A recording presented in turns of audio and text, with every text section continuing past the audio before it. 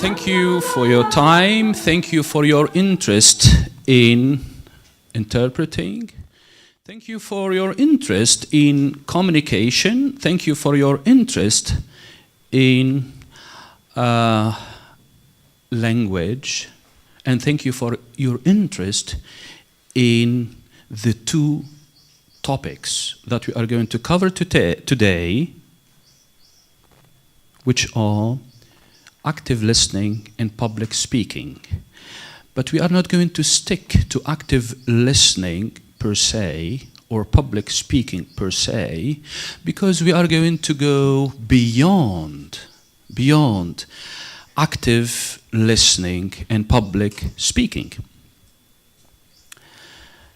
So this is the structure of my talk, the welcome and introduction. And then we are going to see very briefly a framework that is being used in training and teaching people interpreting. Interpreting, I don't like to say skills, because the skills are only part of this framework. The framework is called LKSP framework. It is a framework that is used to empower novice interpreters and students of interpreting to empower them in the market, in the translation and interpreting market. And the third item is on good listening, active listening. A good interpreter is by definition a good listener. And we are going to investigate what does it mean listening in everyday life, and in particular situations like in interpreted events. And the other item on the agenda today has to do with public speaking, and a good interpreter is also by definition an excellent speaker, excellent speaker. And we are going to see what are the characteristics of public speaking and the qualities of being an active speaker, a public speaker. And then we are going to see some case studies, real examples of interpreted events, and some of them are personal examples, and some of them are events or talks interpreted by my students. And we are going to, and some of them are present here, I think. We are going to take them as a case study if they don't mind. But if they do mind, we are still going to process them and investigate them. So, introduction and the welcome. The context of the seminar. This seminar is part of a series of lectures, workshops, and workshops basically in interpreting general translation and audio-visual translation. But this time, the only difference is that this time, this classroom is open to the public, to let's say, students or professionals from outside this course. The aim, it is not my aim to lecture. It is not my aim to preach on public speaking and active listening in interpreting, but my objective, on the other hand, is to engage with you in a, let's say, high-profile and fruitful discussion over these issues. So the title of this presentation or talk is "An Interpreter is an Active Listener, or as an active listener and a public speaker." So there are two sections here. But there is an introductory section to the two sections on how to relate the public speaking skills and active listening skills to the job of interpreters.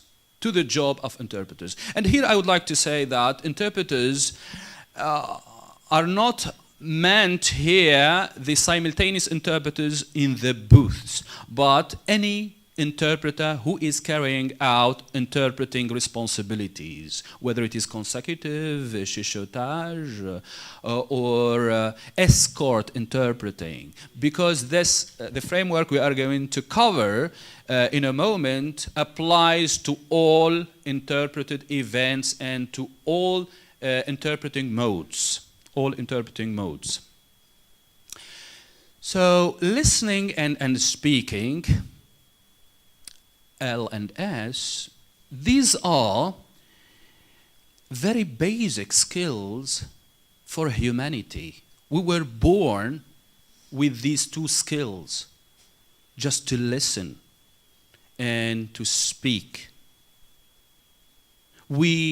And the reading ability or the reading skill and then the writing skill is a commodity, is not a basic commodity. It's something that came later. So this is an inherent skill in any human being. Just to be born to listen to sounds, voices, and also to speak. To speak. So listening and speaking in interpreting. Listening, and as you might know, and I have covered this with my students, the interpreting process involves three main phases. The first phase is the phase of the input, is the phase of understanding, is the phase of perception. And definitely this has to do with the source language, text, or the source language discourse, or the source language utterances, and how we perceive them. And then the third phase or step has to do with speaking, producing. It is the production phase, and production here is speaking. And there is another one in between, which is the transfer or the conversion. Conversion that makes the interpreter converting one message from one language into another using memory. Using memory. So here we are going to speak about memory also, and how you need to have a successful memory management. Because in fact there are in fact three memories and not just one memory. The long-term memory, the immediate memory, and the instant memory. And we are going to highlight this later when we speak about knowledge in that framework. So here, you receive a message in one language, you try to perceive it. How are you going to perceive the message? With listening. Listening. And then, the third one, which is producing the same message in another language. How are you going to produce? Through speaking. Through speaking. Now, listening definitely helps you to sharpen your memory, and does make you attentive, more attentive. And speaking, definitely you need to learn how to speak to an audience more confidently and articulately. Now, this is the framework we are going to use. It's the LKSP framework. It is a set of competencies. And the LKSP stands for language, knowledge, skills, and professionalism. Language, proficiency. Interpreters must have a solid and thorough command of all of their working languages. Some of the interpreters, they have 5 languages, working languages. Some of them have just 2. Some of them have 3 or 4. So you have to have that solid and thorough understanding. But also, you have to have an excellent active, means active for production, for speaking, an excellent active command of their target languages. Because you know, the AIC, in the AIC, the languages are classified according to a scale of language A, language B, language C, and some interpreters, they have languages B. Two languages B, and perhaps one or two languages C. Means, and definitely language A is most of the time the mother tongue, most of the time, not always, or the language of habitual use. Means you have an active command of that language. You can produce. You are very comfortable speaking that language. You are using it on a daily basis. On a daily basis, whether it is home, if it is your mother tongue, or in classrooms, if you are a teacher, for example, or you are living in a community that speaks that language. So it may be ranked as a language A. But also you might have two languages B, French and English, for example, to translate them into Arabic, and so on and so forth. And so the second item or competency is knowledge. To interpret effectively and confidently and relevantly, an interpreter must have certain items related to knowledge. Knowledge can be general. You have to have a general knowledge of the world, the geopolitics of the world, what is going on in the world, the maps of the world, the politics, and everything else. You have to be aware of that. And a socio-cultural knowledge, basically of the two languages, the source language and the target language. You have to be aware. To make the conversion and the transfer more successfully, you have to be aware of the socio-cultural specificities of each community. And the third one is domain-specific, means the knowledge of the topics under discussion, knowledge of transitional justice, for example, and how it is being carried out as a process in other countries such as South Africa, in Latin America, and Eastern Europe. You have to be aware of that. So this is a domain-specific. And also a context-specific means the context of the event itself. Who are the participants? Who is going to speak? What is his background? And skills, indispensable for interpreters, basically the listening and speaking skills. So this is the S. And finally, professionalism. Definitely you need to have the skills and norms and behaviors and knowledge that are desirable to fulfill your task more smoothly and effectively. Here, professionalism means to be on time. It has to do with the dress also. It has to do with the way you articulate and then certain things. It has to do with so many other things related to the conduct of the interpreter and some other ethical issues. And some of them, professionalism, means how to look professional. How to look professional. Active listening. So this is the third item on the agenda. What does it mean, active listening? But before we get into the details of active listening, let's address the listening skill in general. If you cannot have this, engage into this active listening without getting the emotions and digging deep into the people and the persons with whom you are having an exchange. without invading the personal space of people. Without invading the personal space of people. You cannot be successful as a trainer. And here I have an example of a trainer in police reform, in a police reform program. And he's police.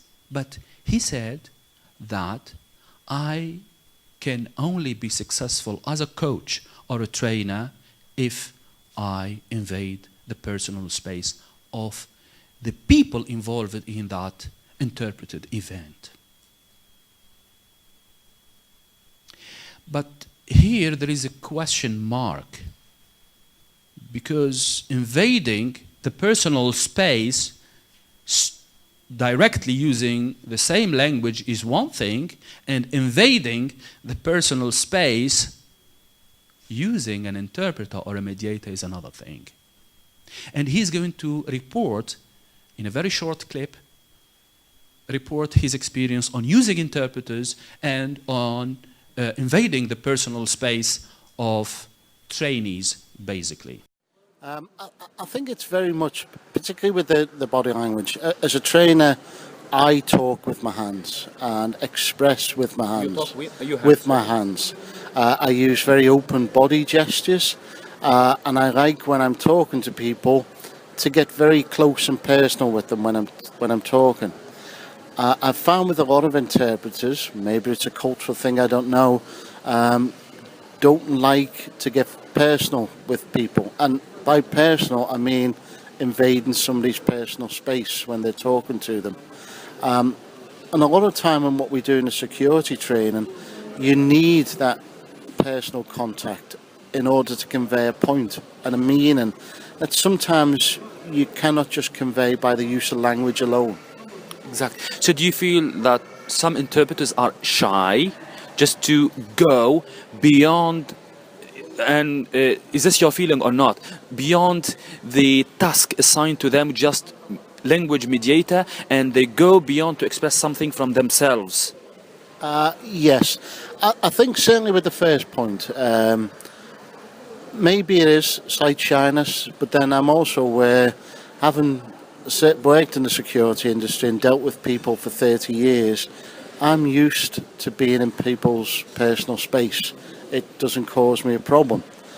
However, I can understand somebody who may be from a different background might not be comfortable with being in somebody's personal space.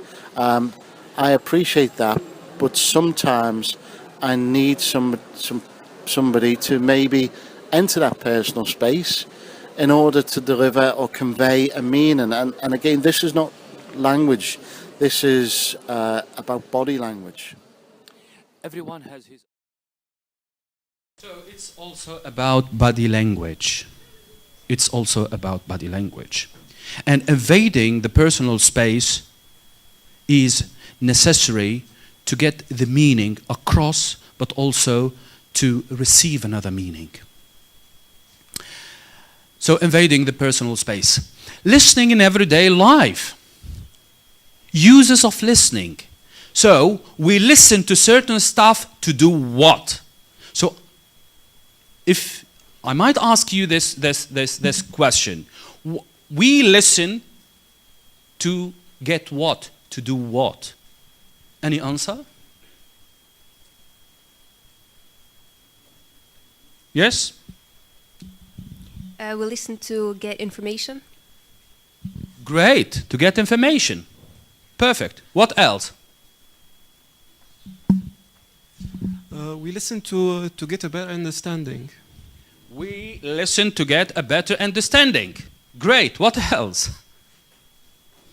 Well, yes. We listen to engage in a communication.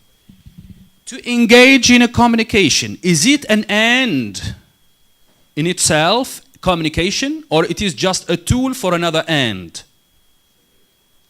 I think communication is not an end in itself. It is just a tool, a means. What else? Yes, please. We listen to interpret. We listen to interpret. Yes, we listen for enjoyment, for music. We listen to learn and we listen to interpret. But definitely the listening form, mode, level differs from one stage to another, from one end to another. But how much information you get every day? We've said that there is too much talking going on. But how much do you get? If we, let's say, the rate, the listening or the hearing and the understanding or receiving rate, if there is a rate, what this rate would be? According to you, there is too much talking going on. When you go home, you will have your mother and then your friends. And when you are here in the classroom, you have your teacher who is very talkative, and you keep on listening to so much stuff every day.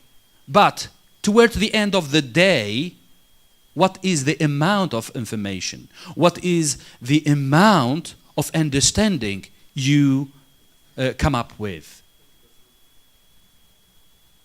30%. 30%. Anyone else? Great. So this is the remembering and hearing rate. The remembering and hearing rate varies depending on the situation and whether you are interested or not. And it ranges from 25% to 40 to 50 in best cases. So 50% means the end of the day you will be having half of what you have heard is getting lost.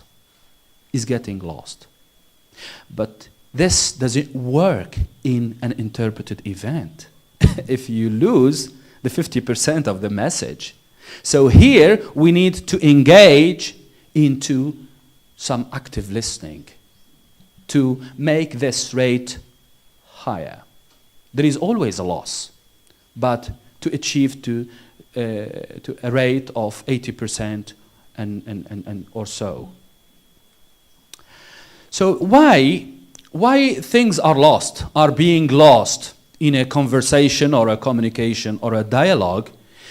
Because we are listening, but also our minds and thoughts, they escape to other areas, to other spaces. Because sometimes what I'm saying now is unknown to you, and people, they fear the unknown, so they would like to escape to some safety area, something that you already know. And you will be trying to relate what is being said to what you already know, what you have already stored in your memories, because it is safe. So it is a quest for safety.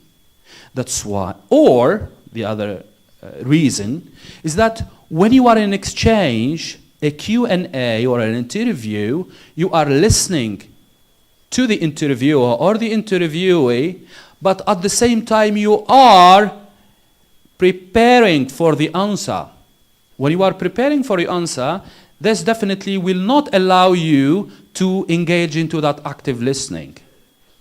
There is an exercise. I have learned this exercise in the area of therapy, psychological therapy. And this exercise involves some meditation in which you sit over a pillow or a chair and you close your eyes. I would like to invite you now all, just to feel safe. The room is very safe. Close your eyes. Everyone, please. Close your eyes. Without any noise, please. Can you please close that door? Close your eyes. And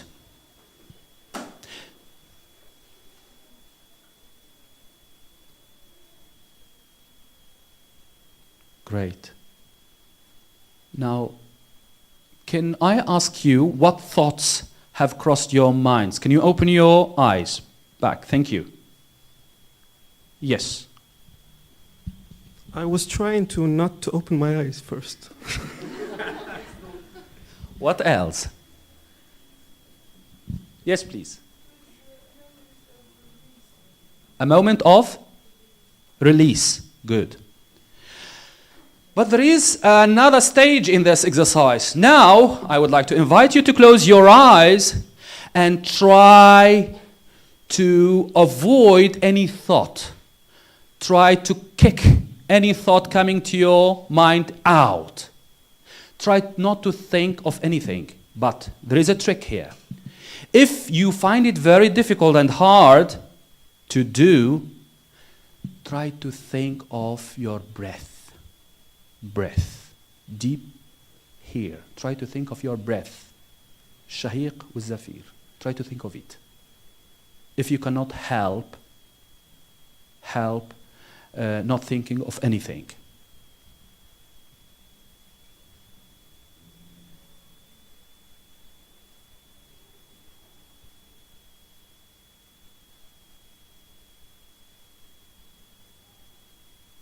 Great. Is it more successful than the first time or more difficult? It is easier now. Why? Because you will be thinking of some source of your safety. It's breath, it's life. Because it is your life. You will be thinking of something safe. Now, active listening involves some similar exercise. Just not to be distracted by noise, background noise. When you were doing the exercise, there was some noise coming from outside the room, but you didn't care. And I think that if we relate this to religion, and so many religions, they call this al-khushu'. Not to be distracted, just to focus on what you are doing. And meditation. It's al-khushu'. So I think that interpreting is a prayer that requires that meditation. Khushu'. You keep focused. Because you will be distracted. And I have so many examples here on interpreters being distracted by background noise. So many other things. How to keep focused. Not to be distracted. And to avoid the escaping minds. Active listening. Definition. Active listening is when you make a conscious effort to hear and understand people so that you get the complete message, not half of the message, the complete message. Active listening is both trust-inducing. If I listen to you quite carefully, you will trust me. You will put your trust on me. And also, it is healing. When you have somebody that can listen to you, to your suffering, to your emotions, this is healing. So this is the stage beyond listening and active listening. It is healing.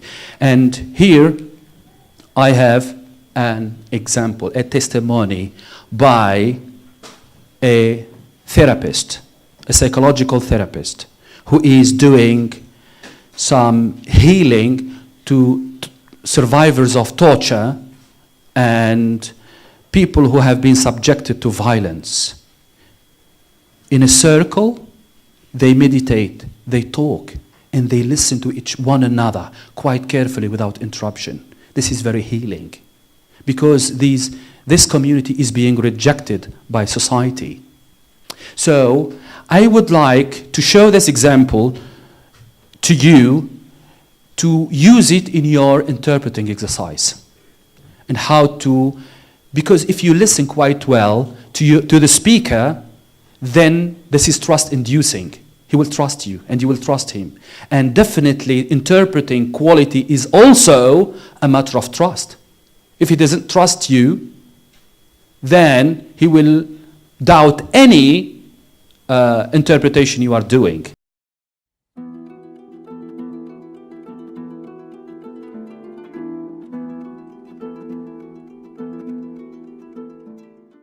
having a very clear understanding of what's going on with someone is pretty crucial.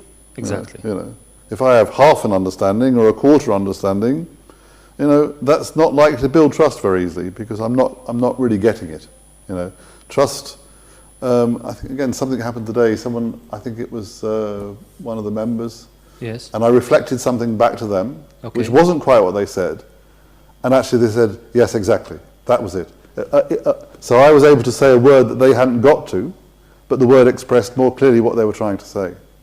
And that was then very trust-inducing, because it told the person that I was paying very, very close attention to what they were saying. Good. Right. Now, clearly, if there is a kind of language barrier between us, that's going to be much more difficult. So can emotions be interpreted using an interpreter? And whether it is more difficult than translating discourses? Well, I mean, I think, when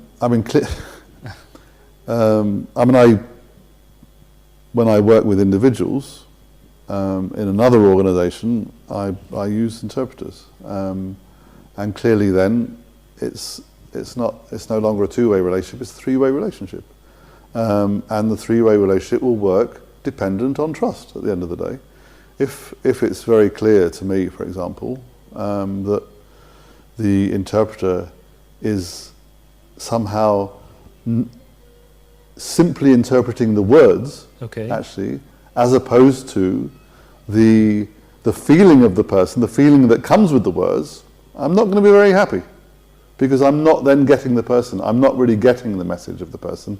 Obviously, I'm doing my own best to try and read the body language of the person anyway. Yes. And very often, I can tell when the interpreting is not quite right, because actually what they're saying doesn't fit the body language. And so I might say, "Are you sure that's what they're saying? Can you ask them again? Because I'm picking up something a bit different here." But also, aren't you concerned that the interpreter will add some of his feelings or emotions to the meaning expressed? Yeah, and often that's exactly what happens. And I think again, I rely on the person. So, like, I think when that happens, I'm constantly. It's a matter of trust. Then. But also I'm constantly reading both of them. So, if the interpreter is somehow communicating something that is not there in the person, Mm-hmm. the person will, by and large, the person will also let me know, one way or another, that that's what's happening. That's good. Do you require, in this sense, that the interpreter should be part and parcel of the group? Sorry, do I? The interpreter to be part and parcel, a member of the group? Absolutely, yeah. Why? Because fundamentally, because they're a human being, Okay. and they might be interpreting, Okay. but they're doing all sorts of other things as well.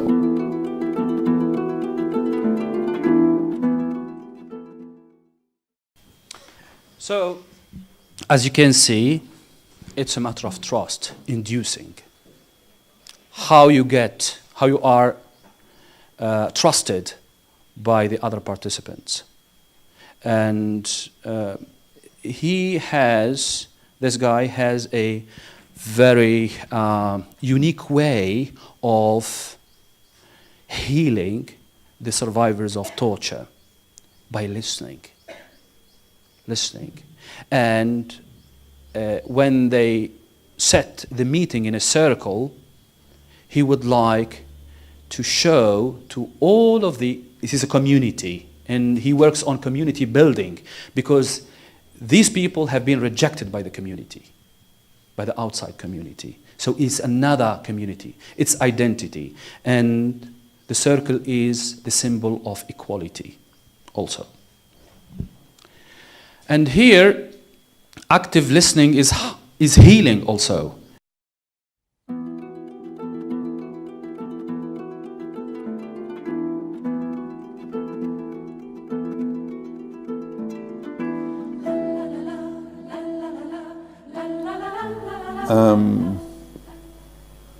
Listening, I would say, is probably the key discipline, to use that word, listening. I think by and large, people typically are not really used to being listened to. Right? And I think one of the results of the fact that actually, as a species, we're not really used to being listened to, is that, and a lot of the time, we actually don't know who we are. You know? Exactly. And so, it can be actually a truly wonderful experience to be properly listened to, because it doesn't happen very often. And when you're listened to, and particularly when you're listened to, and that listening is actually fed back to you, so you get to hear yourself, you get to hear your own utterances, utterances that perhaps you might have spoken, but that you don't somehow know fully yourself.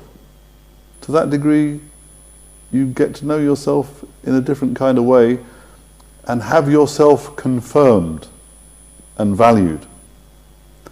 And I think all of that goes on in the act of listening. Listening. Yeah. Good. Yeah. To feel that you are valued. Yes, well, one of probably my greatest, one of my kind of mentors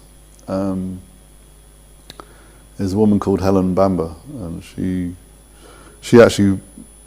founded the Medical Foundation for Victims of Torture, and she was one of the kind of founding Amnesty members. And she herself set up the Medical Foundation because she's saying, okay, well, it's fine to do all this campaigning work, but we actually have people in this country that have suffered all these terrible things, and actually they themselves need to be listened to, right? Interesting enough. And she started her life, her kind of working life, at the tender age of 19, going to Auschwitz after the concentration camp was liberated, and listening to the inmates of Auschwitz. Right? And the whole point was, of course, there was nothing else to do, or rather, all that you could do as another human being, was to listen. There was no remedy, there was no fix, there was no solution. But what you could do as another human being was, and she used the expression, to bear witness. You could actually bear witness to the suffering of another person. So as you can see, listening can also be healing. And in concentration camps, inmates, correctional facilities, sometimes you cannot do anything for some people, refugees, but just to listen to their stories, listen to their suffering.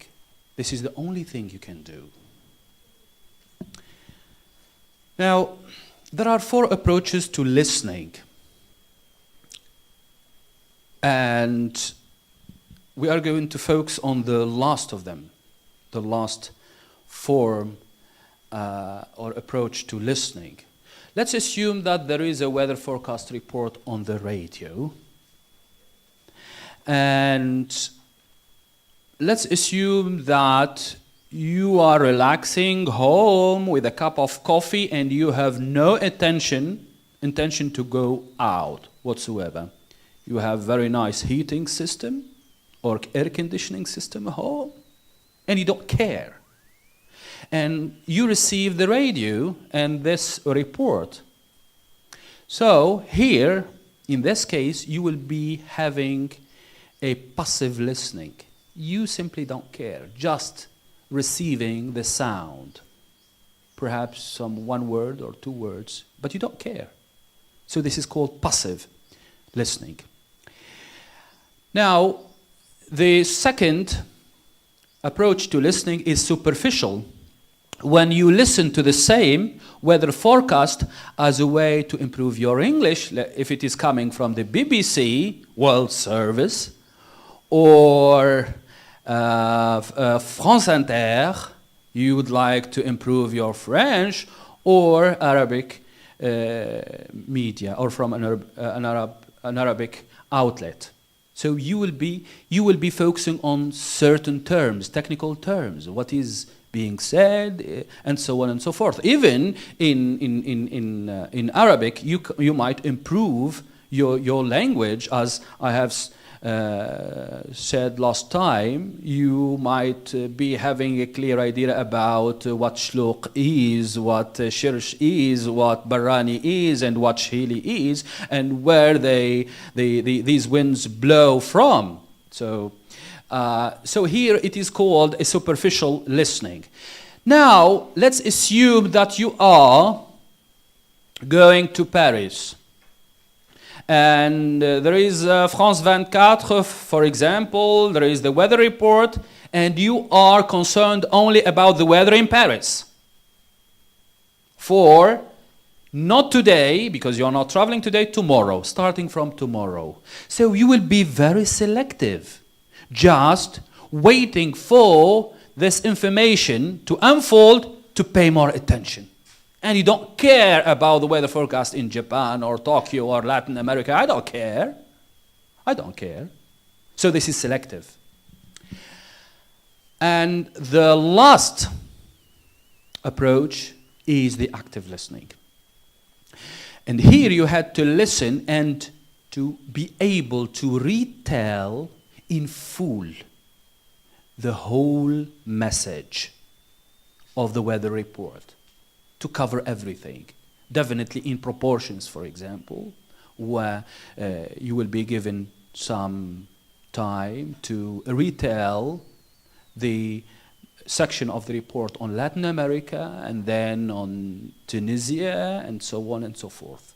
But you have to be very faithful to pay attention to every single detail, because your interpreting will be used to act as the original report.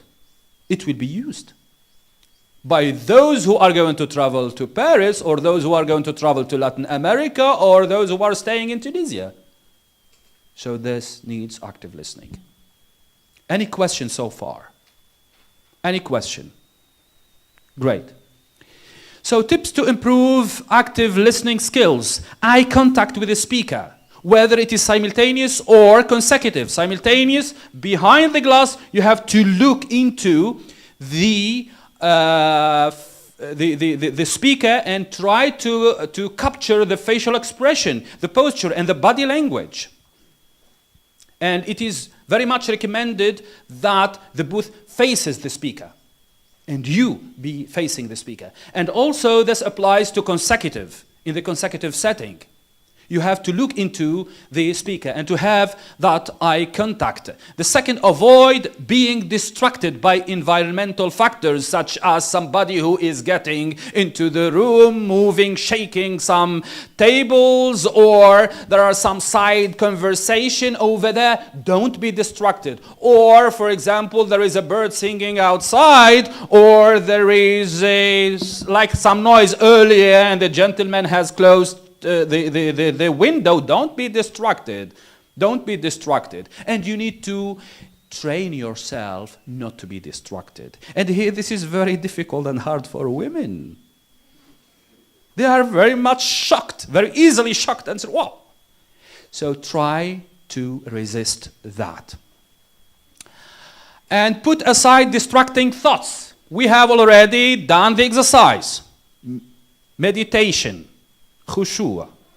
Try to engage into that, because it is a matter of training.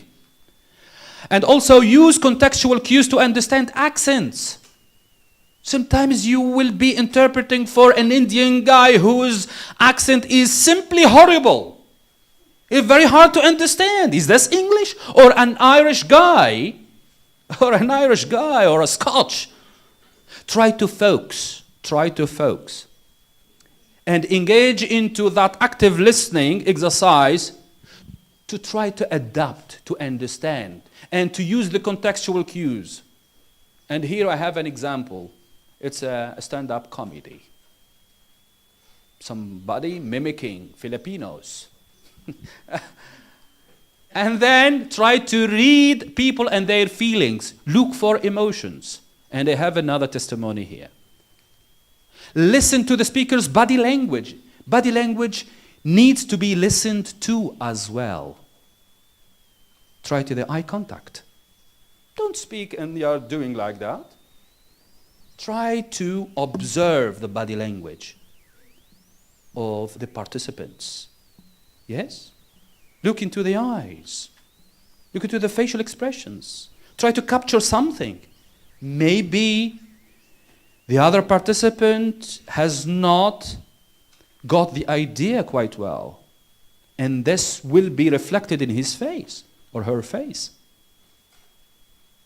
Perhaps there was a need for you to retell or rephrase the same sentence again. And avoid the pitfalls of personal fillers and judgments. Fillers, etc. Try to avoid them. If the original speaker is saying, try to avoid them. Don't translate them.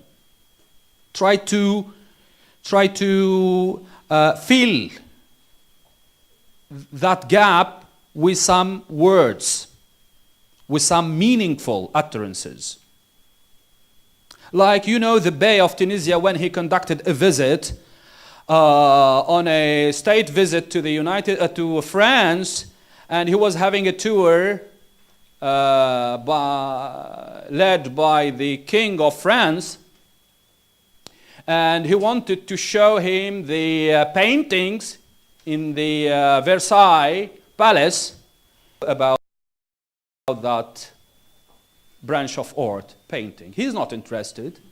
So he kept on saying, and he was looking at the paintings, and the king was explaining the history and the artist and the beauty and so on, and it took just 5 minutes to explain, and he says, bub, bub, bub, bub, bub.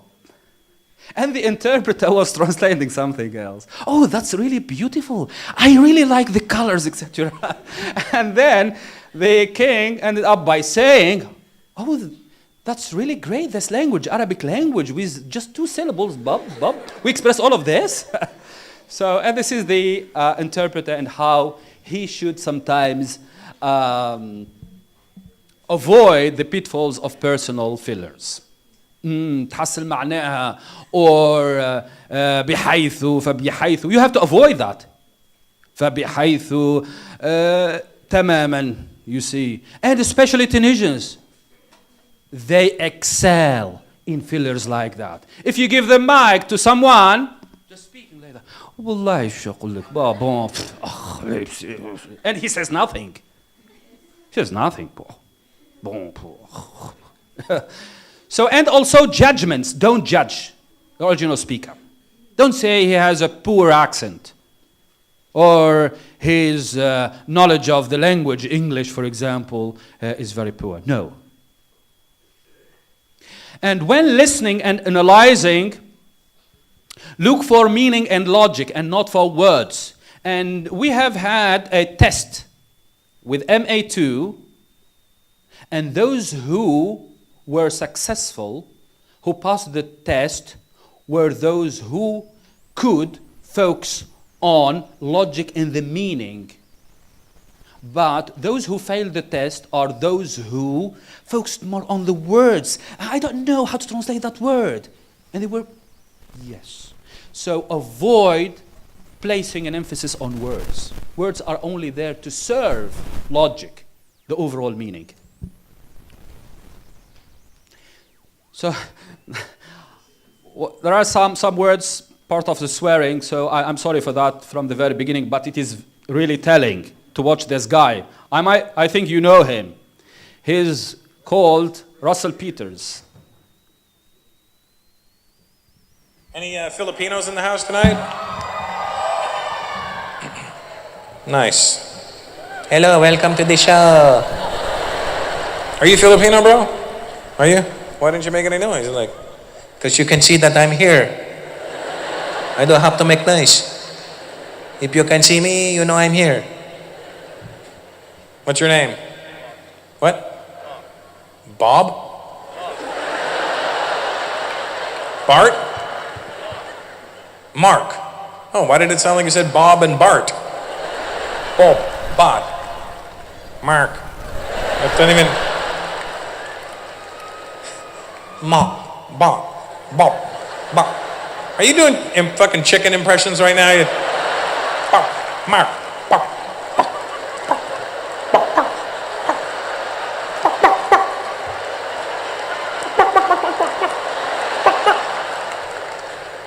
Oh my God, you've got Asian bird flu.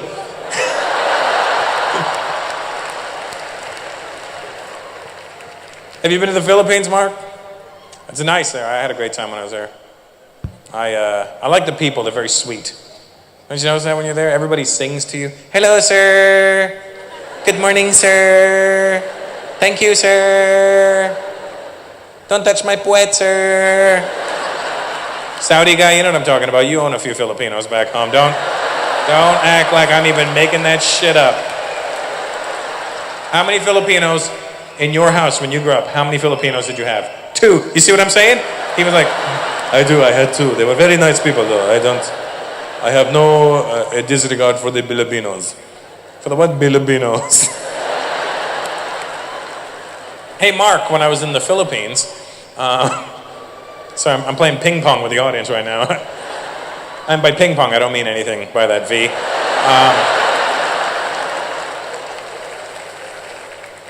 When I was in the Philippines, it was really cool. We were driving from the hotel from the airport to the hotel in Manila, and we're all in this big van. And there was a lady in the front seat of the van. She was from the Philippines, and she was in charge of our group. Anyway, we're driving, and I'm looking out the window, and we're not moving very fast, and we actually stopped moving. But I didn't notice because I'd never been to the Philippines, and I'm just looking out the window. And the second we stopped moving, the lady in the front seat turns to us and goes, "Oh my gut." And I look at my brother and I go, "What's wrong with her stomach?" She's experiencing some sort of abdominal discomfort. She just yelled out, "Oh my gut." So I go, "What's wrong?" And she goes, "Look at all the tropics." And I go, "I know, I love the tropics. It's beautiful, yeah." "Not the tropics, the tropics." I go, "No, I get it. Humidity, palm trees, oh, tropics." "Not tropics. Look at all the cars on the road." "Oh, cars, traffic." "What's wrong with your gut?" She goes, "Not my gut. Oh my gut." I go, "Why is your gut on the ceiling?" "Not my gut. Oh my gut." "Oh, your God." It's cute. In the Philippines, they think they have traffic problems. Have you been? Did you think they had traffic problems? Fuck no. I had just flown there from India. You're not going to impress me with your shitty traffic in the Philippines? In the Philippines, you may have a lot of cars, but there's some sort of order. For the most part, people will drive in their lane. They will generally stop at a red light. India is insane. India, we have a system called create a lane. If you see an open space, take it and go. How you need to read people and their feelings, because this will make your task easy. If you engage with people at the level of emotions and not at the level of the mind, try to get into the feelings and emotions. As an interpreter, this will save you a lot of effort. But try to know them early in advance. If they are your friends, people whom you know quite well, this will make your task, as I've said, much easier. Why? Because perhaps they might be saying still complex things, but all of a sudden your task has become easier because you could get to the emotional area of that person. So here is an invitation to read people and their feelings.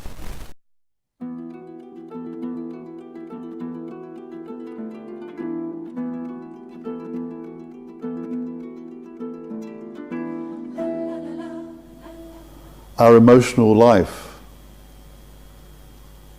is like the heart of who we are as human beings. And so, of course, if we're hurt, then in all sorts of ways we cover our heart, no? We cover our feeling.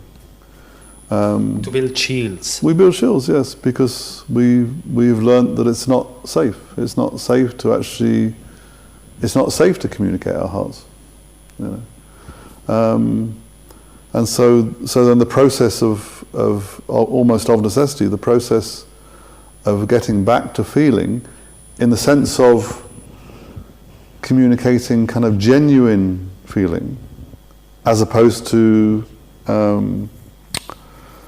how should we say, kind of reactionary feeling, like someone who has been through very traumatic experiences, depending on their personality, on the one hand, may be very, very withdrawn, right, and withdraw from their feeling. On the other hand, they may be just very angry and resentful all the time, and disposed to kind of hitting out all the time. On both sides, the feelings don't really reflect what's in their heart. Exactly. They reflect the covering of the heart. The covering. Yes. Why people tend to have that cover, that shield? Because it's not... It's for a defensive measure? Yes, because it's, as I was saying, because people have learned that it's not safe. It's not safe to reveal their naked feeling. But again, we might not express this in words. Can this be visible in the person through other means, through other channels, for example? Let's say body language, for example. You mean can their feeling be visible? Yes. If they build that shield, can we still access the emotion or the feeling using another road? Is it possible? Well, I'm not sure about accessing.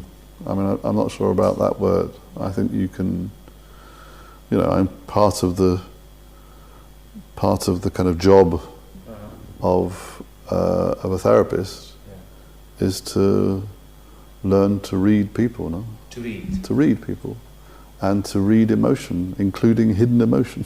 That's part of the job. Yes. Let me use the reading now instead of accessing. How can you read? Well, so for example, a classic example. Yes. Maybe somebody who is saying something which somehow connotes anxiety or fear. Okay. Right? Okay. But at the same time is smiling. Right? So there's a kind of disconnect. There's a disconnect between what their face is doing and the words that they're using. So the difference between body language and the uttered words. Yes, right. And so as a skilled facilitator, yes, you might actually reflect on that disjunction. Okay. And the reflection potentially can open the person to the feeling, the actual feeling behind that. Great. Yes, but how also can you play on the environment to make the person comfortable so that he or she will be more spontaneously forthcoming and sharing? Well, we're back to trust. We're trust. We're back to the kind of the slow creation of trust. So look for emotions, language and emotions. We are not going to see this.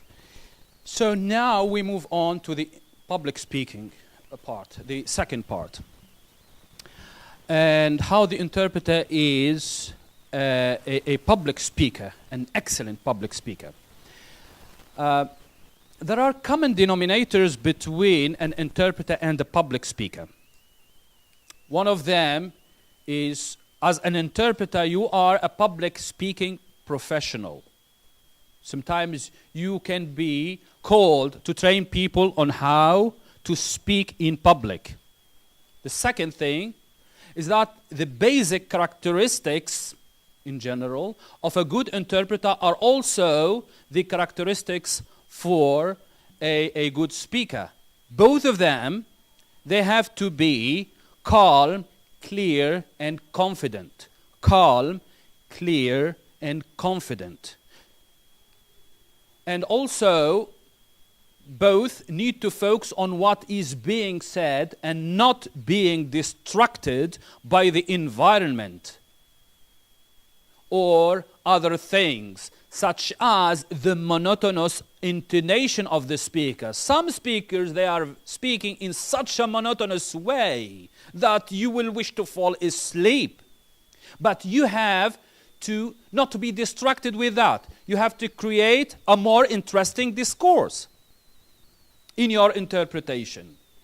And also to avoid fillers, etc. So you have to feel not like ba, ba, ba, and you say a whole discourse or a paragraph. Not to that extent. And also to avoid accents. Both of them should not look or sound nervous or unconvincing. Because if you are nervous, all of the audience will feel that. Stress. And the trust will be lost. The trust will be lost. So try to engage in an exercise on how to manage your anxiety, l'angoisse, how to manage your nervousness. It also needs to be the subject of an advanced exercise on how. And we are going to see some examples here on how to do that. Nervous and unconvincing interpreter. I have found this extract. I would like to invite you to watch it carefully. And how being nervous as an interpreter is disastrous. An interpreter of a speech delivered by the Syrian president Bashar al-Assad aired on CNN. And I know the person. He was called on the spot just to interpret. And you will see what the result might be. It is disastrous. Welcome back. Some news for you. Bashar al-Assad, the president of Syria, is speaking to the nation live in his country, Syria. Let's listen in.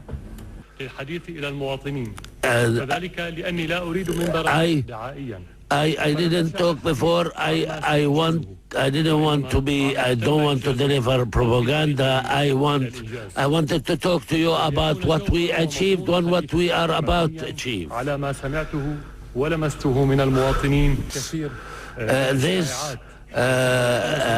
Many rumors have been spreading around in the country.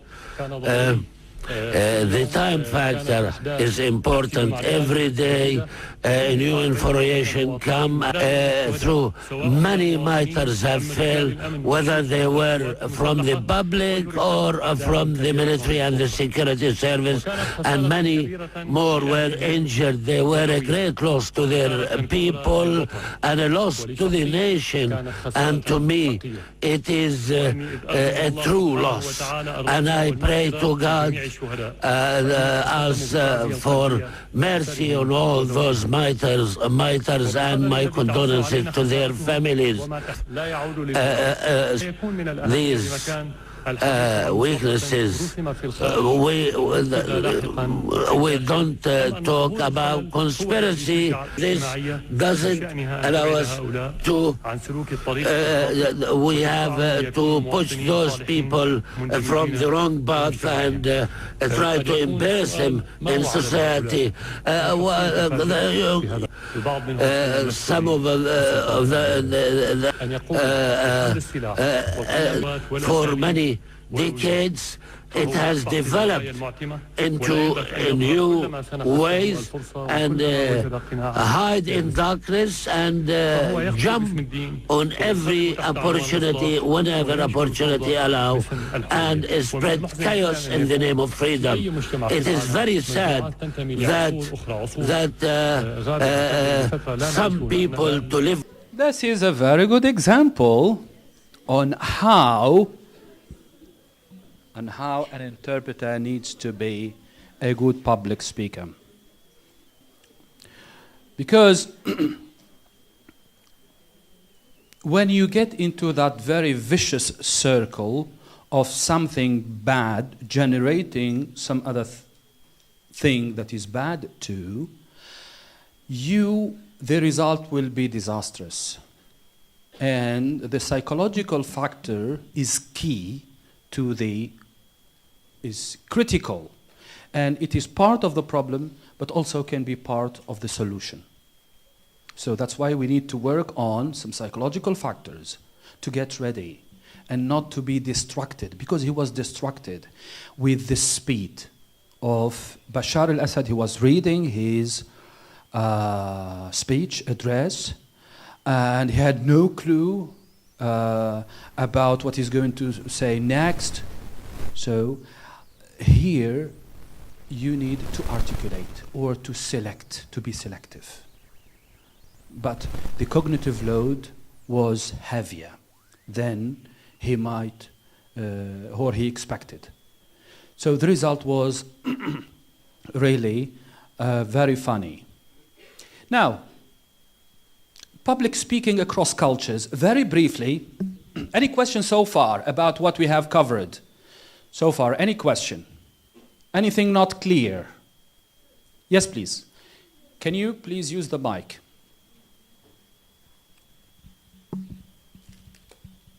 Thank you. I noticed that even his language was poor. How come that they choose him? By the way, he is a good interpreter. This interpreter is a good interpreter. But this is a very clear example on how, when you are under too much pressure, when you are nervous, when you don't put the psychological factors on your side, the roads to your memory and what you know, the knowledge, will be blocked, will be interrupted. All of a sudden, what you know, you start not to know at all, as if everything is very new to you, as if everything is very strange. What are you saying? You do not believe in what you are saying yourself. So you lost trust in yourself, and definitely the audience and the viewers in this case, and this is the CNN, not any media outlet, it's the CNN. They will definitely lose trust in what you are saying.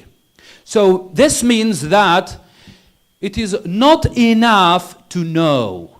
It is not enough to have good knowledge of the subject area. It is also very important in the interpreting exercise to engage into an exercise in which you can bring the psychological factors to back you up, and not to be your enemy or to be hostile to you. So it is your work as an interpreter to make this happen. But you cannot make this happen on the day of the event, because this needs some preparation, some training. And here is one of them.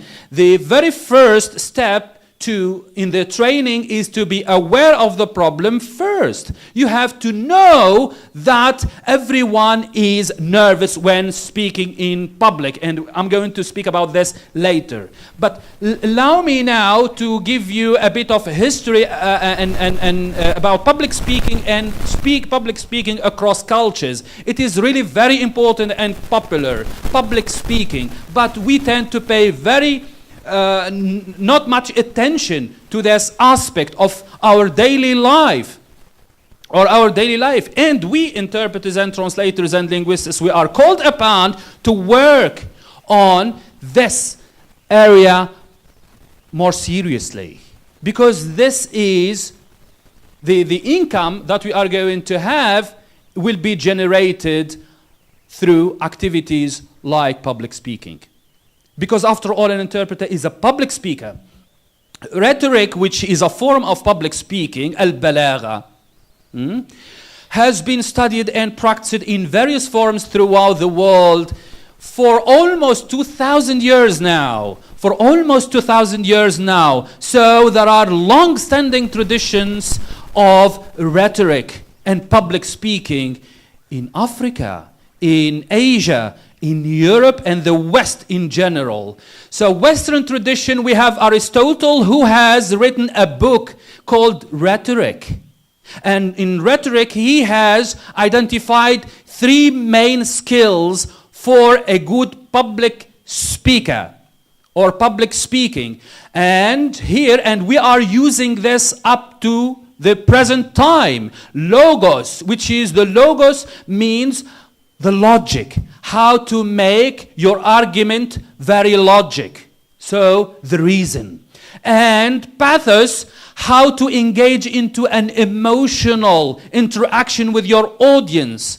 Pathos, how to make your argument more attractive. How to get deep into the emotions and feelings of your audience. If you are speaking from your heart, then the message will reach the hearts, reach up to the hearts. But if you are speaking with your tongue, then the message will not go beyond the ear. You have to speak from the bottom of your heart. This is the source of logic. To speak to the hearts. In the United States of America, speech is considered to be an object of inquiry or fact-finding. There are much and many statistics in any speech. So they are looking for facts and not for the rhetoric per se. The rhetoric and the public speaking as a rhetoric when it is used for other ends in some other traditions, such as in Africa. Public speaking is closely related to the values of communities and tribes. Public speaking is there to promote the cohesion of a community, to resolve disputes, conflicts. Public speaking is used, and these skills are also used to maintain the loyalty to a community. I have seen in Africa, in Tanzania, in Mali, Uganda, some people who are really poor. They are living in misery, and they are coming from remote villages to a center, whether it is a town, a small town, and they are only there just to speak, to flex their muscles in rhetoric and public speaking. They are very poor. They cannot afford for their daily food. But despite that, it's a form of identity, just to speak and to show that they have some skill they can show, and to be recognized, confirmed, and valued, like it has been said by Mark Fish earlier. And here, speaking is as necessary as food. And also Kofi Annan, who is Ghanaian, a Ghanaian diplomat, he had been an excellent speaker in his community in Ghana. And the public speaking skill led him to be the 7th Secretary General of the United Nations. Not only that, he was very successful in convincing world leaders about so many causes, using his skills of a good public speaker. And eventually he could win the 2001 Nobel Peace Prize together with the United Nations. And now he is a member of the Council of the Elders, Majlis al-Hukama al-Alam. Islamic and Arabic tradition. Public speaking is used to, and persuasion and oral discourse in general are being used in Islamic and Arabic tradition to promote the message of Allah, to be used as one of the most educational, coaching, and influential means. And here also in the Arabic and Islamic tradition, public speaking is being used, especially in rural areas, to solve problems. In the south, there were events. They are called al-mi'ad. Mi'ad. This is a very nice term when the community leaders, they come together, and sometimes they will be having a feast around, and they slaughter a sheep, and they try to resolve a problem. Whether a problem between a husband and a wife, or a dispute or a conflict over land or water, and so on. So public speaking here is very important. Even in this culture, the Islamic and Arabic culture. And the Friday sermons, what are they? It's public speaking. But also, on the other hand, the audience, the prayers, the worshippers, they have to engage in active listening. And active listening has become a principle not to violate, to observe and not violate. And the violation is called the laghu. وَمَنْ لَغَى فَلَا جُمُعَةَ لَهُ. Means, if you say to your neighbor, listen, you have violated the principle of active listening. Any questions so far? Anxiety management in public speaking. You need to have your anxiety under control. Why? Because if you do not have it under control, the result will be exactly like that very poor interpreter who was put on fire. And there are so many reports, studies, and surveys conducted, and up to 85% of the people surveyed, they stated and confirmed that they are nervous when they speak in public. And I think that the remaining 15% are lying. They are liars. Why? Because however confident you are, situations can be put to you to feel nervous. So nervousness and pressure and anxiety is a human thing. We have to recognize that. And if we recognize that fact, this is a relief. Everyone can be nervous, even Putin himself. And I will show you some.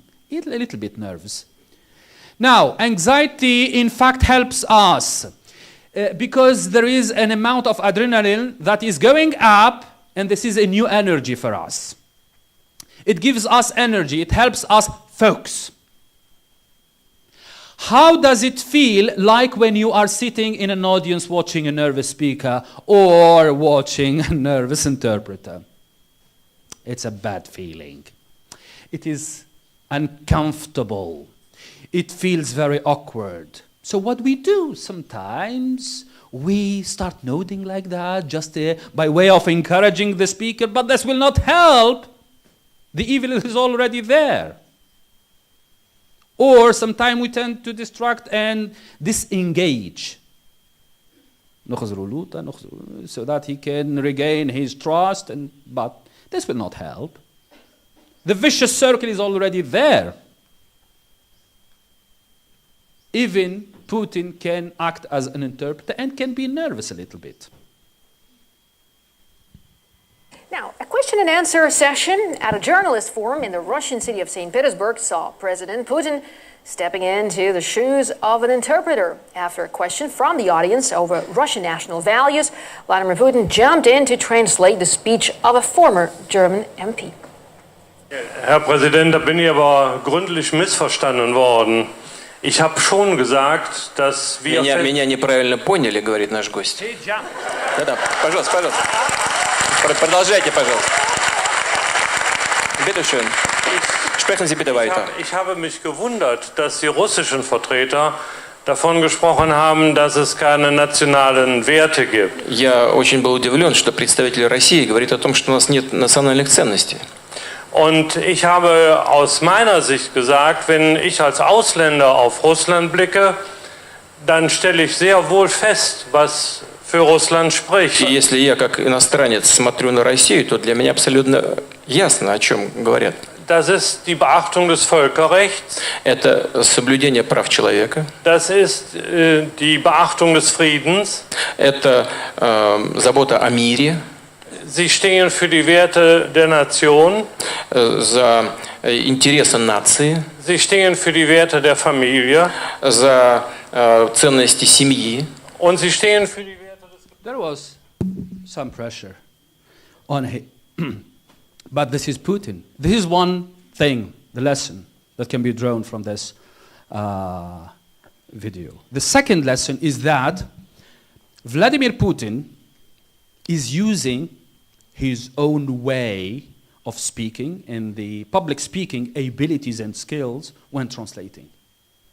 That's why when you are interpreting, you will be using your own skills. But you need to develop your own skill as an independent public speaker. I had the chance to translate a speech delivered by Putin several months ago through his interpreter from Russian into English and then English into Arabic. The task was not easy, definitely because there is the relay through another language, but also Putin uses, not like here, the body language is not very visible, with little facial expression. So, tips to improve public speaking skills. Public speaking skills, they have to do with the body language and so on and so forth, but because this applies to both consecutive interpreting and simultaneous interpreting, especially simultaneous, when you are not visible, so I will focus on the verbal side of the skills. So first of all, project your voice. You speak aloud enough to be heard by people, clearly audible to all. Second, eliminate all fillers. Like that very poor interpreter. You have seen so many fillers. And then pause instead, if necessary, some. And I have another video about silence, but we are not going to watch it for the interest of time. Control your speed. Don't speak too fast or too slow. Something in between. Observe that. Don't rush ahead breathlessly. Vary your pitch. Vary your pitch. Sometimes out loud, sometimes soft, like that. To awake your audience if they fall asleep. Enunciate clearly. You have to pronounce clearly, articulate clearly as an interpreter. This is all of the professional interpreters I know, they enunciate their speech very clearly. تعطي لكل حرف حقه في الخروج. Don't mumble, like the poor interpreter was mumbling. Or slur your words. تكلهم في الأخر. Pronounce names, titles, unusual terms and numbers, especially clearly. 17 with 70. ثبت لي. It makes a hell of difference, especially with bankers. If you are working with bankers, a hell of difference, 70% or 70%. And million or billion. Stress the right words. When there is something important, stress on it. And if the speaker starts stumbling, don't mimic him. Don't mimic that. When you started. In general, as a general advice, you have to be, or at least act, confident, sincere, and natural. Because confidence is trust-inducing. And when you are trusted, you will be held credible. And your message will be taken for granted. Not to doubt what you are saying. Case study. First case study. Some of my students have watched part of this, but we are going to watch it again with a better sound quality. It was a poor sound quality last time. And I would like to invite you to, this is a case of consecutive. I was the interpreter. And I would like to invite you to watch, and I have some report back later, or feedback on the experience itself. So there was some introduction, just to set the context for this event.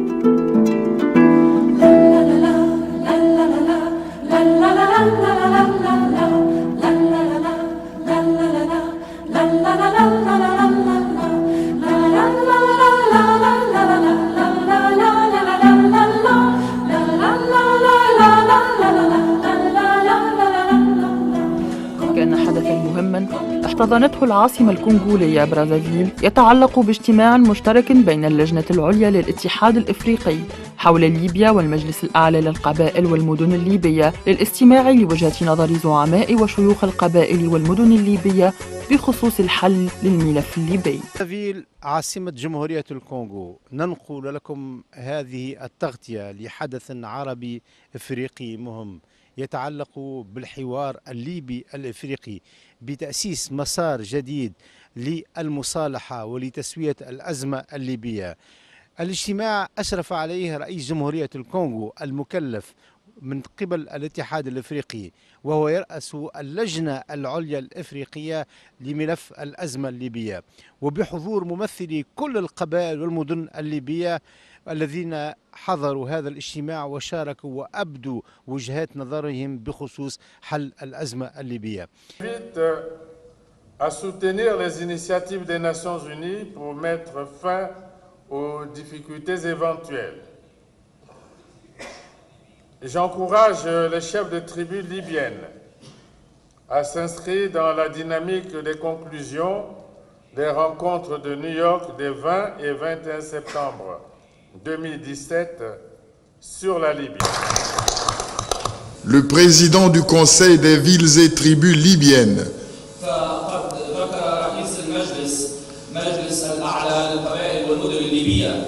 a rappelé l'objet de cette réunion qui vise à ramener l'unité du peuple libyen qui souffre depuis 2011.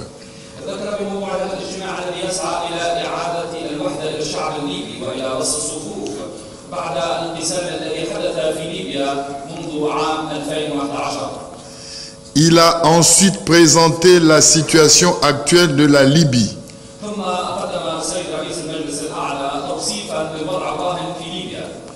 caractérisée par les violations graves des droits de l'homme,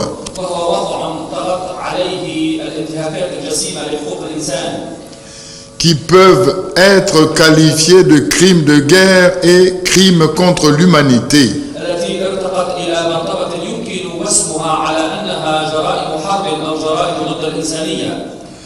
L'exploitation sauvage des ressources du pays par des groupes armés,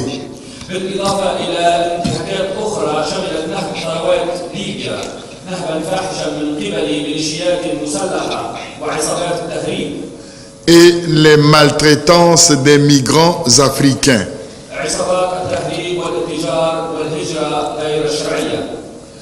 S'agissant des accusations portées contre la Libye,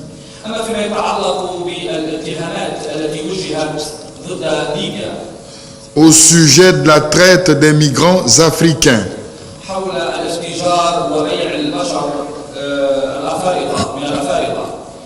le Haut Conseil, tout en désapprouvant ces actes ignobles,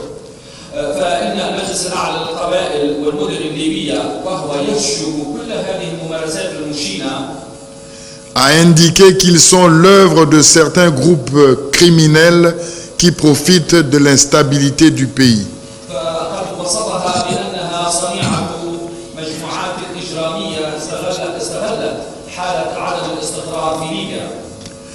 Il a également réitéré les espoirs que le peuple libyen place en l'Union africaine. كما أكد السيد رئيس المجلس الأعلى للقبائل والمدن الليبية على الأمل الذي يعقده الشعب الليبي وهو أمل عريض في الاتحاد الأفريقي. Son comité de haut niveau et les Nations Unies pour la résolution de la crise libyenne. وأيضا في اللجنة رفيعة المستوى الاتحاد الأفريقي وفي الأمم المتحدة أملا للتوصل إلى حل للأزمة الليبية. Prenant la parole à son tour, وعندما أخذ الكلمة وفي معرض حديثه le président du comité de haut niveau de l'Union africaine sur la Libye, فإن رئيس اللجنة رفيعة المستوى المعنية بليبيا للاتحاد الأفريقي a remercié la délégation du Haut Conseil des villes et tribus libyennes pour avoir accepté son invitation. قد قدم بالشكر الخالص للوفد الذي حضر عن المجلس الأعلى للقبائل والمدن الليبية على تلبيته للدعوة التي منحها أو أرسلها إليهم السيد الرئيس. Il a rappelé les conclusions du sommet du comité de haut niveau de l'Union africaine sur la Libye, tenu le 9 septembre 2017 à Brazzaville. وقد ذكر السيد رئيس اللجنة رفيعة المستوى بنتائج قمة اللجنة رفيعة المستوى التي انعقدت في برازافيل في 9 سبتمبر شهر 9 عام 2017 qui avait adopté une feuille de route والتي اعتمدت خارطة طريق et retenu entre autres le lancement des échanges entre les comités de dialogue. فضلا عن نتائج أخرى وأمور أخرى منها البدء بإجراء اتصالات بين لجان الحوار وبين مكونات الشعب الليبي قاطبة ainsi que la poursuite des pourparlers inter-libyens. وإجراء حوار داخلي في البلد. Il a appelé le Haut Conseil à s'impliquer davantage وقد حث المجلس الأعلى للقبائل والمدن الليبية على المشاركة الفاعلة. dans la recherche. Great. I would like to report on this experience. Sometimes you can be very easily distracted. The interpreters were in their booths, and all of a sudden there was a technical problem. And that was the final declaration of the summit or the meeting. And the interpreters are the two interpreters, one into Arabic and one into French, were called out of their booths. So that was not expected. When you are in the booth, there are certain techniques you are going to use. And if you are not used to public speaking, the result might be disastrous as well. Some of the interpreters I know, they are teachers, professors, and they are being helped by the skills they have acquired over decades or years in their teaching responsibilities to speak in public. So, speaking in public in an audience or a room like that is something, and speaking in public for the media is something else. You have to articulate, enunciate. You have to bear, because if you are speaking to the media, you are speaking, in this case, to the Arabs, all the Arabs. And not here, I know, only here, Arabs. So this will definitely, this knowledge will have an impact on the words you are going to select. If you are interpreting for Libyans and the Arabs, you have to choose particular words, such as the names of months. And also, you have to remind, because also you are aware that there is consecutive interpreting, and the audience will be distracted by the section of French. Sometimes you need, and there was a question asked earlier, why the interpreter is reminding the audience of the name of the committee each time. That is also part of the communicative purpose. It is to remind, because they might forget, and especially that there are two committees. اللجنة الإفريقية رفيعة المستوى كذا لجنة المجلس الأعلى للقبائل والمدن الليبية. So two. That's why you need to keep this in mind and be clear. This is clarity. And speak confidently also. Clear, enunciate. And if we go back to the project your voice. And then control your speed. Don't speak, don't rush to ahead and try to vary your pitch and to articulate, to focus and to stress on certain words and try to speak confident and sincere and natural. Despite the fact that there were so many challenges and it is not a stress-free environment. Yes, please. Try to speak to the market. I noticed it was a consecutive interpreting. Did you take some notes? No. Okay. I am of the kind of people who do not like to take notes. Because if I am engaging in active listening with a bit of proportion of what is being said, it's not long, there are not long chunks that are uttered, so no need. And especially this is the final declaration, means the end of a working day, and I am already familiar with the names of the committees, with the jargon and so on. So there is no need, I get it. Because the final declaration is a preparation of the activities and the sessions. And the sessions, despite the fact that you had no clue about the final declaration, and there are certain things that are added in the final declaration that was not there in the sessions, such as the Umam al-Muttahida and so on, but you have to cope with the new unfolding information. Also, taking note in front of the media is not very much recommended. And here we have another example. Taking, and the interpreter is simply ignored, and there was very much room for distraction. Yes, please. Did you take a look into the speech before interpreting? Not exactly. The speech was being prepared by the African side, means the presidency of the Republic of Congo-Brazzaville, and you can have a copy of it, but immediately when they are going to pronounce it, because it was the culmination of a one-day event, and they were in the process of discussing over it, because you know speech drafting and writing is not easy, and there are so many words that are sensitive, so it takes time. So unfortunately, interpreters will get a copy of it only to the last minute, most of the time. But this one, you don't need that, because everything is stored and you have been engaged in the communicative event, so you don't need that. Yes, please. Would using notes interfere with the process of active listening? Would it distract from that? Say it again, please. The use of notes as references. Would it distract the process of, or interfere with the process of active listening? Thank you very much. This is a very good question, and the answer is in this video. You will have an answer. But again, just a very straight answer, I would say yes, if you are not used to. But sometimes you don't even have the time and the space on which you write. Sometimes you are taken by surprise. You have no room to get prepared. And here is a very good example. The other thing is try to visualize, try to get deep into yourself.